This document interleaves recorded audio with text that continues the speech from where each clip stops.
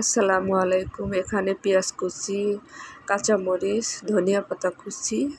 এখানে আমি চাউলের গুঁড়া নিয়েছি, একটু লবণ দিলাম, ধনিয়া গুঁড়া, হলুদ গুঁড়া,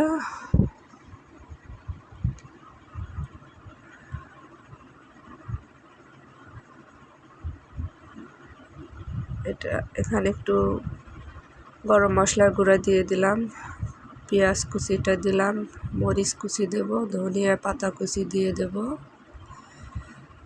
দিয়ে সবগুলো মিক্সড করে নেব।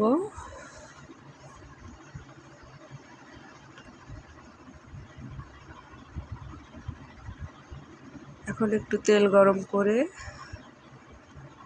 এটা আমি কড়াইয়ের ভিতর দিয়ে দেব।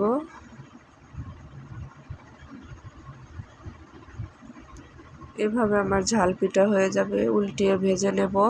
ভালো লাগলে সাবস্ক্রাইব করুন। আল্লাহ হাফেজ।